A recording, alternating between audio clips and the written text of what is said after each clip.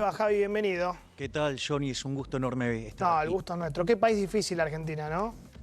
Mira, a mí me pareció brillante lo que vos estuviste planteando en la editorial. Creo que si Hayek hubiera estado acá te hubiera aplaudido, porque básicamente lo que vos describiste es el daño moral que existe sobre los valores morales de este país y que son la base de su decadencia. O sea, básicamente cuando vos adherís a malos valores morales, que digamos que es la justicia social, ¿no?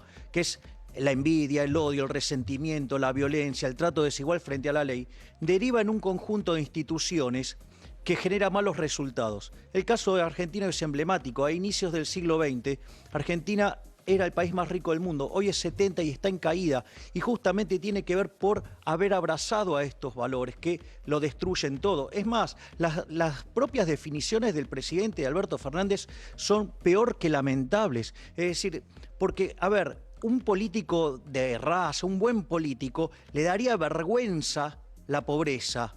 En cambio, el político de cuarta berreta, malo, ¿sí?, le da vergüenza que haya riqueza. Él siente culpa. Pero claro, como todo progre, sí, es culpa, pero digamos, para arreglar la cuenta, digamos, te la pasa al sector privado. Vos lo decís por lo que dijo de la ciudad, que le daba culpa a una ciudad tan opulenta como Buenos Aires, dijo él. Exactamente, me parece que ese es como que, Menéndez, vos tenés desigualdad, sí, hay desigualdad, ¿no? Ahora, ¿cuál es el punto?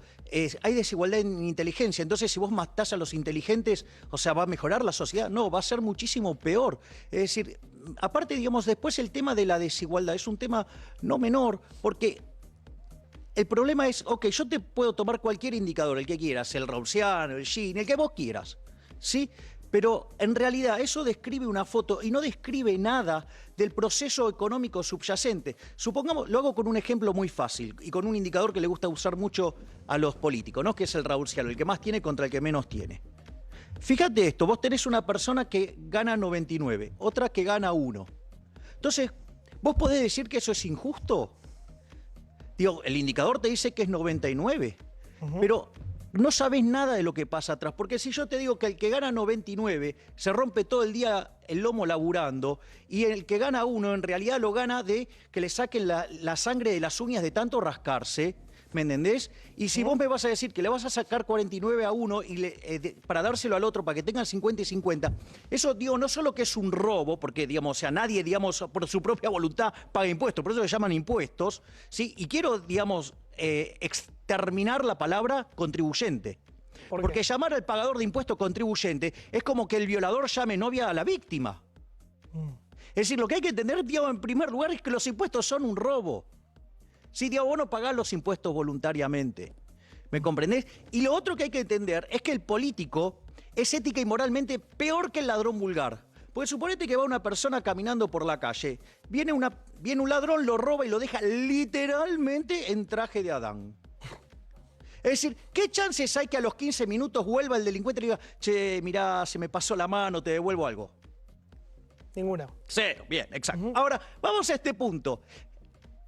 El político es ética y moralmente inferior, porque el ladrón vulgar por lo menos da la cara, se enfrenta, toma el riesgo. En cambio, digamos, el político se escuda en el aparato represivo del Estado, dame un segundo, el monopolio de la violencia. Y hay algo que es peor todavía.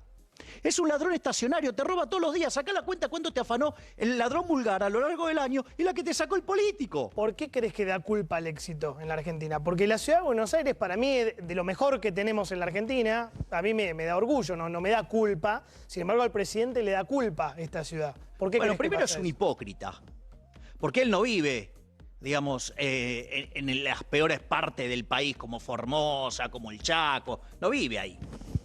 Él, digamos, antes de estar en Olivos, vivía en Puerto Madero. La señora Cristina... Recoleta. Digamos, no, o en Recolecta, perdón. No sé.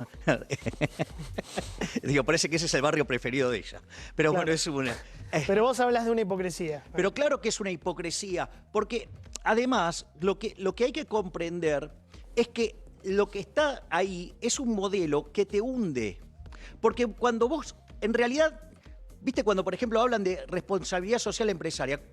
el empresario que en realidad se llena de plata, donde hay mucha desigualdad, es una economía muy dinámica. ¿Por qué? Porque frente a un desequilibrio, viene un tipo, lo resuelve y como consecuencia de ello, sirviendo al prójimo con bienes de mejor calidad, un mejor precio, se llena de plata. Es decir, entonces, en realidad, lo mejor que puede hacer un empresario es ganar dinero. Porque el tipo que gana dinero, una de las cosas que puede hacer es consumirla.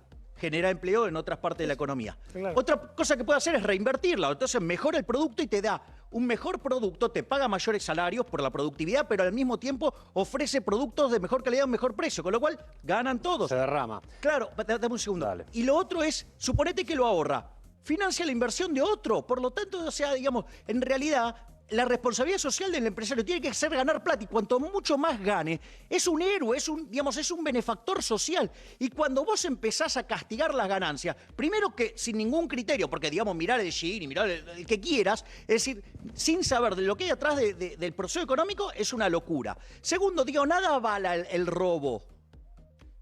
El robar está mal. Tratar desigualmente frente a la ley a la gente está mal.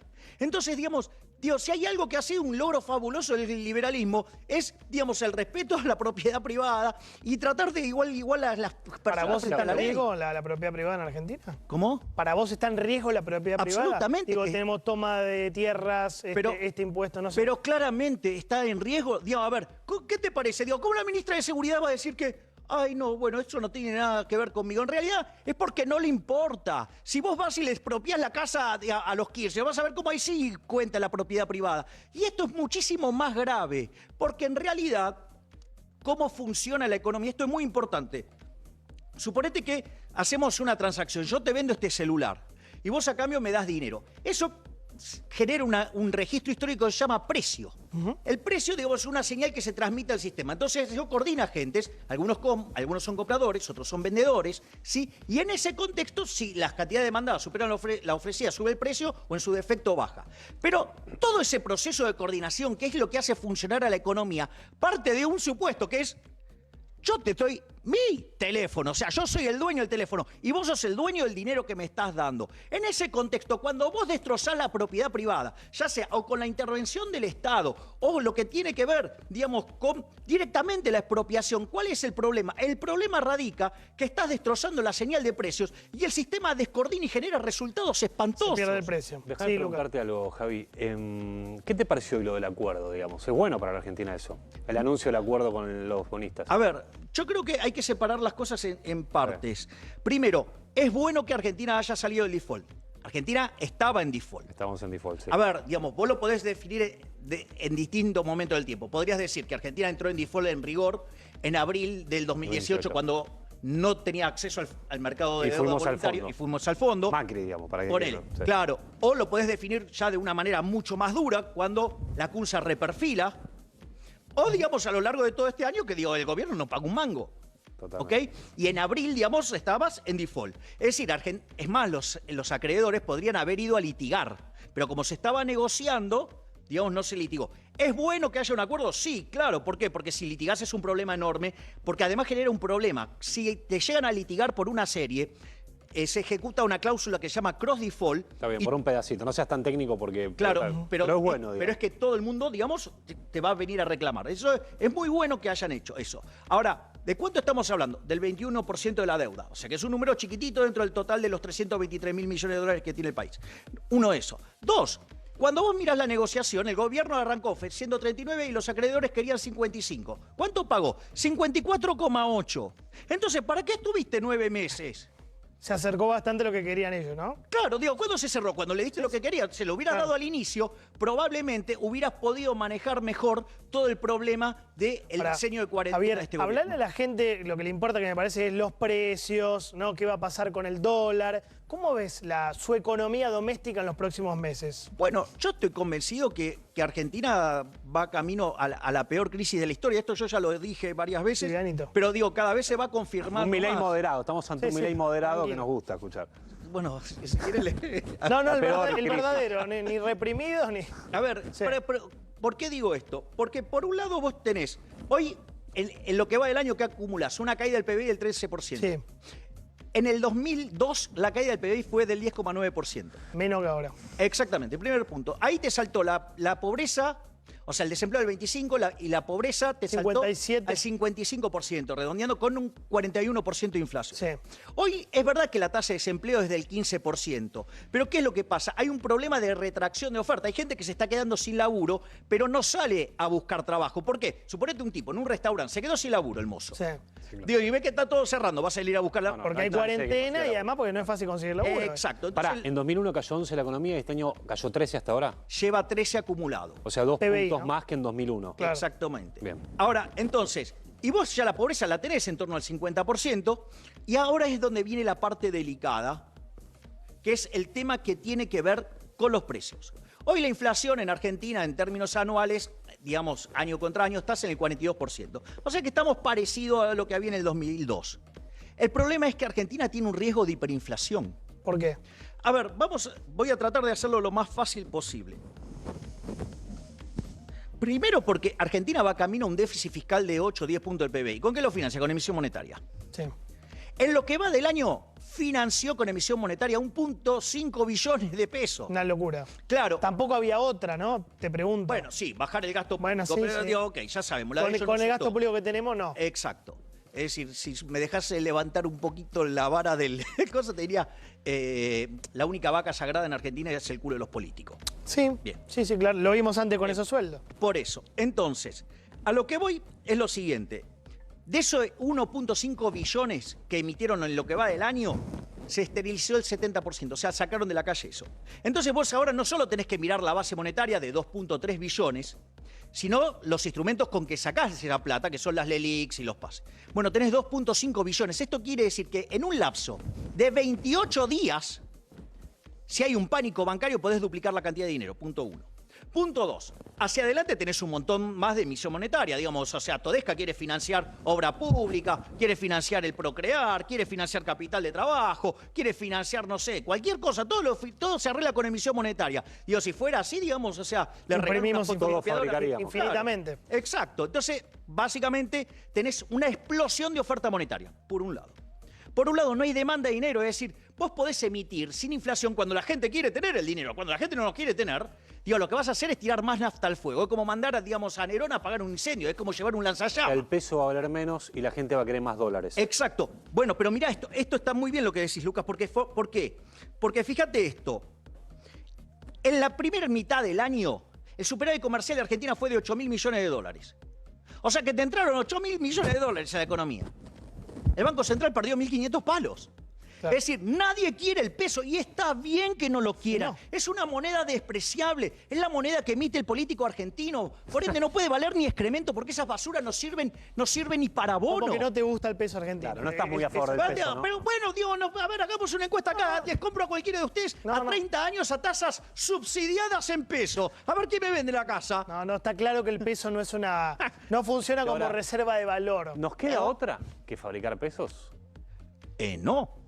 No, podríamos haber hecho un ajuste fiscal. Podría haber hecho algo histórico. A ver, ¿cuál es el punto? Vos si estuvieras, no sé, si estuvieras en Estados Unidos, que tiene demanda de dinero, que la gente se asusta y quiere más dólares, es decir, y quiere más bonos, entonces vos podés agarrar y hacer, no sé, un programa de bajar los impuestos, como hizo Estados Unidos, a las empresas, y por otro lado, sostenerle el nivel del consumo más allá del subsidio de desempleo. ¿Y con qué lo financió? Con endeudamiento externo. ¿Por qué? Porque todo el mundo estaba asustado, quería financiar a Estados Unidos. Es más, la gente se asustaba y pedía dólares también. O sea, recordemos que la Reserva Federal un día bajó la tasa a cero y emitió 600.000 millones de pesos, dólares, y al otro día tuvo que emitir más, porque, Claro. digamos, o sea, todos querían tener dólares. Es decir, entonces vos podés emitir en ese contexto. En Argentina no, porque la gente no quiere el peso. Es decir, entonces, digamos, ¿qué pasa? Entonces vos tenés una oleada de oferta monetaria. Sí. Tenés caída de la demanda de dinero y una destrucción del nivel de actividad económica. En mi manual se llama Vamos camino a una hiperinflación. Y te voy a decir algo. Te lo puedo demostrar con los números liso y llano y en la lógica del gobierno. Números liso y llano. Miremos el primer semestre, porque así tenemos toda la historia cuadrada. Vos tuviste una inflación acumulada del 14%. Sí. Ahora, sucede que el 40% del índice no se mueve porque vos tenías la economía en cuarentenada. Es decir, estaban los precios de hace 5 O meses. sea, ahora que se libera la cuarentena, comienza la actividad. Exactamente, vas a empezar a ver eso. Primer punto. Y porque ahora van a salir a vender, digo, los precios. Bien, Sí, sí. tenés pisadas las tarifas. Sí. no solo que tenés que pisar las tarifas, tenés controles de precios sobre bienes esenciales, por ejemplo, Comida. higiene, limpieza. Sí, sí. Y después, esto es lo más importante, para ver la inflación reprimida que tenés en este momento. Vos tenés una brecha en torno al 90%. Los alimentos y bebidas vienen determinados por el tipo de cambio, porque En son... dólares estás hablando, ¿no? Entre los tipos de dólares. Claro, exacto. Entonces, ¿qué es lo que pasa? Vos con esa brecha, quiere decir que los alimentos y bebidas deberían costar el doble. O sea, como pesan un tercio en el índice, vos tenés 30% de inflación escondida. ¿Esto qué quiere decir? Que la verdadera inflación que vos tuviste en el primer semestre es de 45%. Si vos lo anualizás, eso ya está en 120%. Claro. Y te paso ahora, digamos, ahora para que Dale. sufra un poquito el gobierno. Porque el otro día la vi a Todesca decir una cantidad de barbaridades O sea, no la enormes. fuiste light con el gobierno. ¿Puedo ser más duro? No, no pues, lo que vos quieras. Digo, si querés saco la, ¿cómo es? la No, motosierra. y estamos sa- bien y así, empieza a estamos bien rompecabezas. A ver, vamos a ponerlo en estos términos. ¿Qué dijo Todesca? Todesca dijo, no, los precios en la economía, digamos, vienen determinados por el tipo de cambio. O sea, es un problema de inconsistencia matemática de precios determinando precios. O sea, es el problema matemático. Eso es para los parroquiales de mis colegas. Entonces, ¿cuál es el punto? El punto va por otro lado. Vos fíjate, ¿cuánto estaba el dólar previo a las PASO? Promedio mensual, 40 mangos. 40 mangos, el año pasado, a principio de año. Vos ya llegaste a tocar en el blue 140. Es decir, que el tipo de cambio se te multiplicó por 3,5. Es decir, que vos tenés implícita una inflación reptando ahí Claro. de 250%. A ver si lo del gobierno se despiertan, que si vamos a una hiper, vamos a ver la pobreza en el 75%, ¿te puedo decir algo, una crisis Javi? social Lo último, que ni el Lucas. peronismo puede arreglar. Con respeto, yo te escucho hace un año hablar de hiperinflación y todavía no Sí. llegó, gracias a Dios. ¿Por qué hace un año que hablas de la hiper y estamos muy lejos de eso por ahora? No, primero no estamos lejos, porque una hiper moderna es... A ver, cuando nosotros tuvimos la hiper del 89, durante el promedio de la década del 80, Argentina tenía una inflación 50 veces más grande que la región. De México para abajo, 50. ¿Hoy cuánto tienen? 3. Multiplica por 50, te da 150. O sea, una hipermoderna hoy es arriba del 150%. Punto 1. Y yo te acabo de pasar datos que te muestran que si lo mirás por el índice de precio estás en 120. Si lo mirás por el tipo de cambio, como lo mira Todesca, estás con riesgo de 250. Pero voy a contestar tu pregunta que a mí me encanta. Porque en realidad va cambiando, va mutando el monstruo. Vos vas haciendo cosas. Ejemplo, ¿dónde arrancó todo este problema? Este problema arrancó en el final del kirchnerismo con un problema que se llamaba dólar futuro. Me acuerdo. Ese problema del dólar futuro, que Sturzenegger llegó y tenía 1.500 palos cash ¿De acuerdo? y vencían en 15 días 23.000 millones de dólares. ¿Cómo lo arregló? Lo arregló con las LELIQs. Con las LEVAX, perdón. Sí. Cuando Marcos Después fueron Peña las se le LELIQs. metió adentro del Banco Central, ¿qué pasó? Estalló el problema de las LEVAC y ¿cómo lo arregló? Lo arregló vendiendo el Banco Central 21.000 millones de dólares. Si vos haces el contrafáctico, eso está en un artículo que publiqué con Mariano Fernández y Diego Giacomi. Están emparchando, querés decir. No, es que va mutando, el monstruo va mutando. O sea, si vos no hubieras tenido, por ejemplo, la asistencia del fondo, en el año 2018 hubieras tenido 550% de inflación, asumiendo que la demanda de dinero quedaba constante, lo cual, digamos, es un Dale, supuesto. redondea que me tengo que ir. Sí. Bien, ese monstruo después, digamos, ahora se volvió a convertir ¿en qué? En las LELIQs. Entonces el monstruo va mutando. ¿Por qué? Porque San Leiris no emitía y para no emitir, ¿qué hacía? Y esterilizaba. Es más, fíjate esto, parte de la deuda que Argentina tiene en default y que tiene que arreglar son 30.000 millones de dólares expresados en peso moneda local. ¿Por qué no los pagó la CUNSA? Porque eso iba a implicar una explosión de cantidad de dinero que iba a hacer volar el tipo de cambio, iba a generar la hiper. Entonces no es que la hiper no ocurrió, en realidad lo que vos tenés es que ocurrieron un montón de cosas y vos seguís sin arreglar el La fueron problema. tapando. Ese es el tema. Gracias, Javi. Un lujo tenerte, de verdad. Gracias por venir acá, ¿eh? No, gracias a ustedes y el lujo es para mí, es un placer estar con ustedes. Aparte, digamos, o sea, yo sé que hay gente que está mirando. Sí, sí, mucha. Que Créeme adora que tu mucha. moderación. La rompiste. Gracias, Javier.